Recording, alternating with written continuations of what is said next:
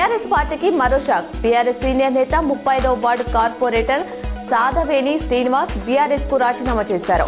కేంద్ర మంత్రి బండి సంజయ్ కుమార్ సమక్షంలో బీజేపీలో చేరారు. ఆయనతో పాటు కరీంనగర్ అర్బన్ బ్యాంక్ డైరెక్టర్ బండి ప్రశాంత్ సైతం కాషాయ కండువా కప్పుకున్నారు.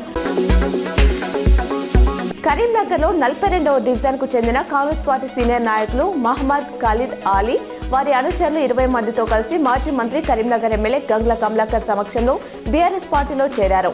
ఎమ్మెల్యే గంగుల వారికి పార్టీ కండువా కప్పి పార్టీలోకి ఆహ్వానించారు. గుడిలో మొక్కి నామినేషన్ వేసే వాళ్ళు ఉండడం చూసాం, కానీ డ్రైనేజీ బురదల నుంచి వచ్చి నామినేషన్ వేసే వాళ్ళను చూడలేదు. అదే జరిగింది. కరీంనగర్ మున్సిపాలిటీకి చెందిన భారతీయుడు కోట శ్యామ్ కుమార్ సమస్యల బురదలో నుంచి వచ్చి ఈ రోజు కరీంనగర్లోని 21వ డివిజన్ కు నామినేషన్ దాఖలు చేశారు.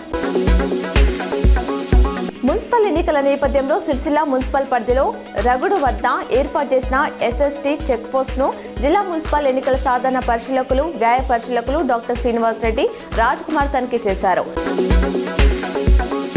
జగిత్యాల జిల్లా ధర్మపురి మున్సిపాలిటీలో మున్సిపల్ నామినేషన్ స్వీకరణ చివరి రోజు భారీగా నామినేషన్లు దాఖలయ్యాయి. కాంగ్రెస్, బీఆర్ఎస్, బీజేపీ పార్టీల నాయకులు తమ అనుచర గణంతో, బంధుమిత్రులతో చుట్టుప్రక్కల జన సందోహం, డబ్బు చప్పుల, టపాస్ల మోతల, డీజే పాటలతో పురవీధుల భారీ ర్యాలీ నిర్వహించారు.